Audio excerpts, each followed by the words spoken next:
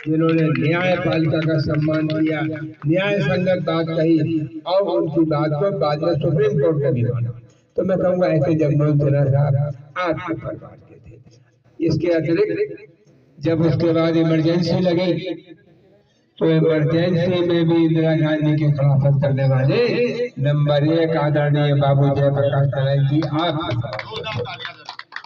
तो मैं कहूँगा हर तरफ आपका सम्मान रहा है।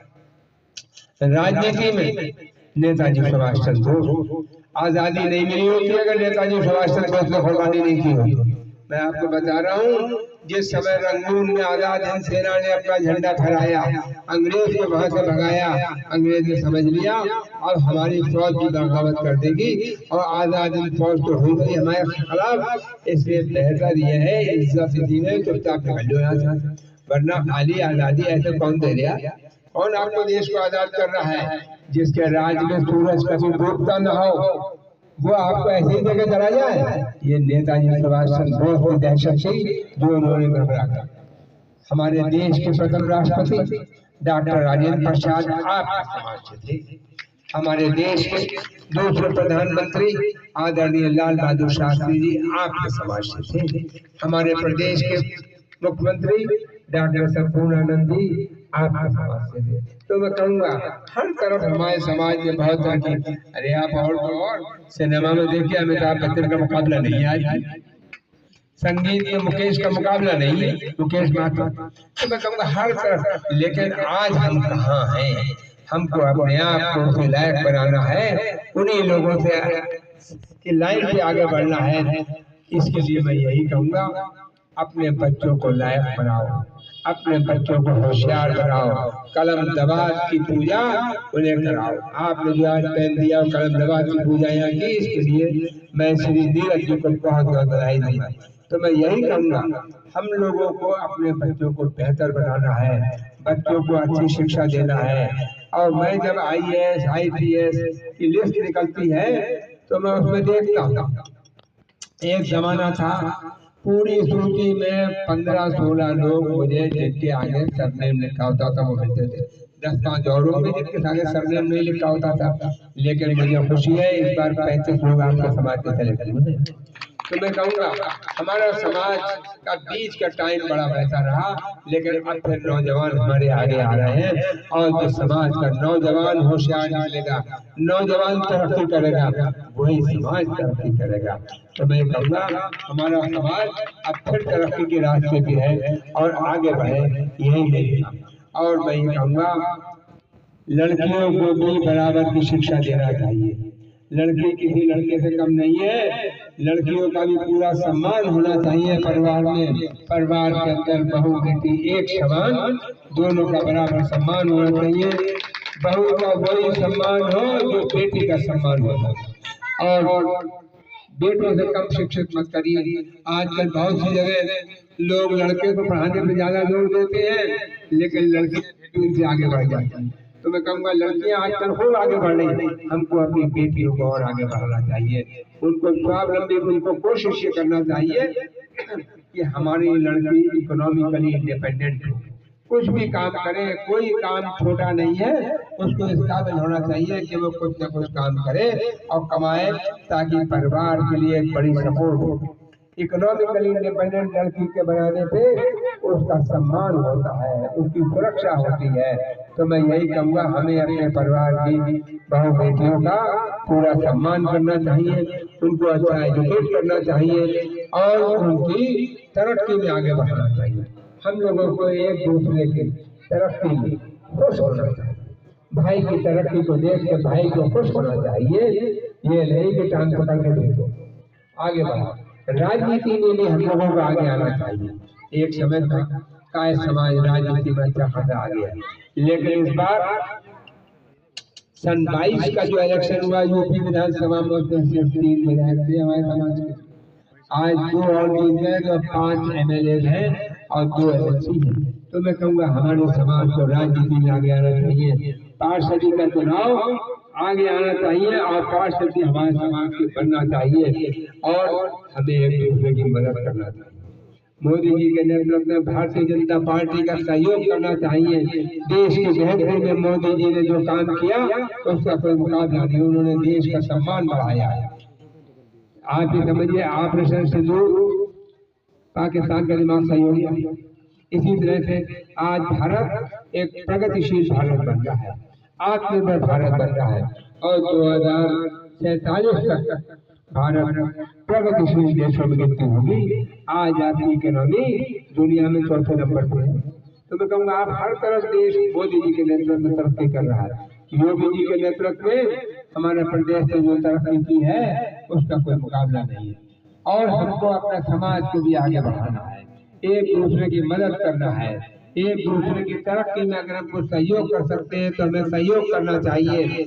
और मैंने फिर कहा, टांग पकड़ के मत खींचो, भाई की तरक्की में भाई को खुश होना चाहिए, ना कि ये सोचे कि ये क्यों आगे बढ़ रहा है। अरे भाई तुम नहीं बढ़ो। और हमारे समाज के वो बच्चे जो एमएनसी में लाखों के पैकेट में है, जब मुझसे मिलते हैं मैं उनसे कहता हूँ अपने समाज के लोगों को बताता हूँ। मैं लोगों से यही कहता हूँ कि सरकारी नौकरी में आ जाओ तो बहुत अच्छा, नहीं है तो अपना काम इतना अच्छा करो कि तुम नौकरी मांगने वाले नहीं, नौकरी देने वाले बनो। अगर आप कोई बड़ा शोरूम खोल सकते हैं खोलिए, इंडस्ट्री लगा सकते हैं तो लगाइए। मैं तो अपने समाज के लोगों से कहता हूँ कहीं इंडस्ट्री लगाना चाहो, कोई काम खुद करना चाहो, 5 लाख तक का लोन इंटरेस्ट फ्री, कोई आपको कोलेट्रल फ्री है और 10% सब्सिडी भी है। तो अगर हमारे समाज के कुछ लोग कोई काम करना चाहे इस तरह का तो मुझे बताएं, मैं उन्हें लोन दिलाऊंगा। उसके अलावा हमारे समाज में गरीबी विकास है और मैं समझता हूँ अगर गरीबी के साथ में बीमारी हो जाए तो 1 और 1 11 हो जाए और कोई भी बड़ी बीमारी किसी को भी हो सकती है। और हमारे समाज के आयुष्मान कार्ड भी बने जाता है। तो मैं यही कहूँगा अगर हमारे समाज में किसी को कोई बड़ी बीमारी हो जाए, हार्ट अटैक, कैंसर, गुर्दा फेल, लिवर फेल, तो इलाज कराने का अगर बड़ा पैकेज है या कोई ऑपरेशन कराना है और कोई दिक्कत होती है तो मुझे बताएं, मैं उनका सहयोग करूँगा, सरकार की तरफ से सहयोग करूँगा। तो मैं आप सबसे यही कहूँगा हमें एक दूसरे की मदद करना चाहिए। आने वक्त मुसीबत के वक्त में उसके साथ खड़े होना चाहिए ताकि मालूम पड़े समाज एक है। और एक बात और कहूँगा, जनगणना जब हो तो अपने नाम के आगे कायक जरूर बताएं, ये ना बताएं सेना श्रीवास्तव सत्यनारायण माथुर जौहरी, कायक जरूर लगाएं साथ में, तब तो होगी गिनती। वरना मालूम पड़ा आप हैं 10 आदमी, वो कहेंगे के जौहरी है, कायक तो सिर्फ 2 ही है। तो जब भी जनगणना हो तो इस बात का ख्याल रखें।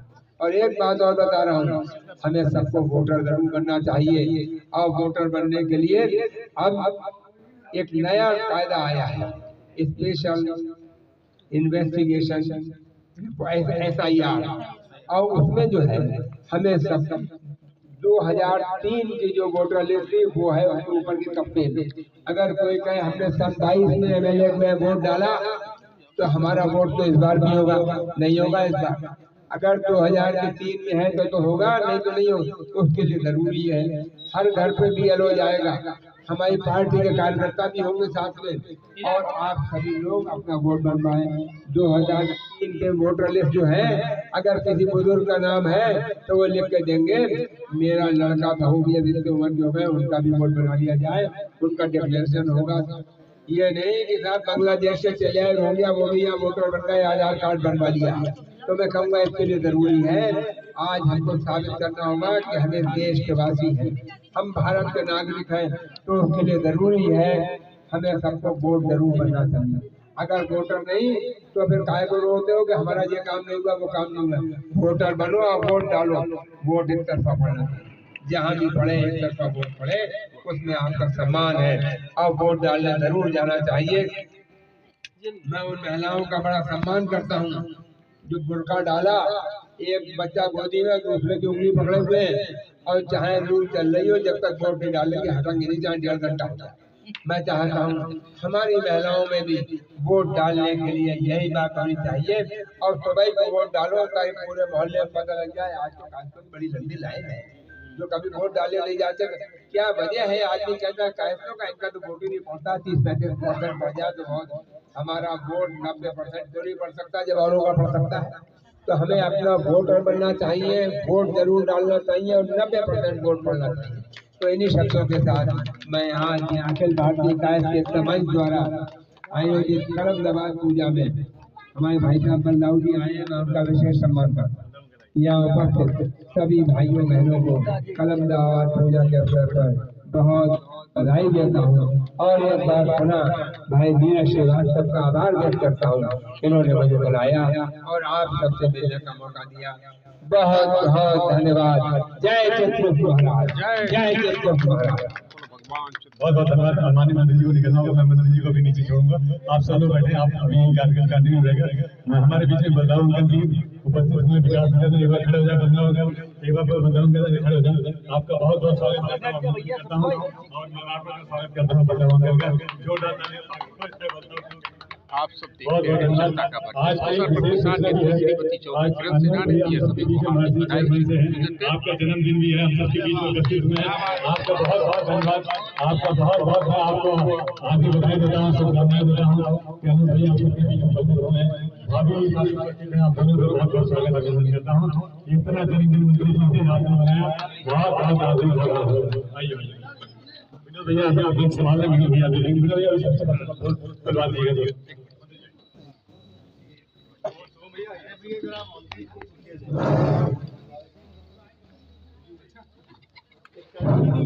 देखिए, हमारे आदरणीय मंत्री जी ने एक संदेशा दिया है आप हमको सबको कि मिल के रहने का एक अभियान चलाया जाए, मिल के रहने का एक अभियान चलाया जाए, आपसी दोष और नफरत को बुलाया जाए, आपसी दोष और नफरत को बुलाया जाए।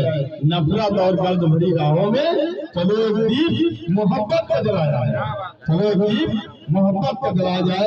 अभी हमारे आदरणीय मंत्री जी ने हम लोग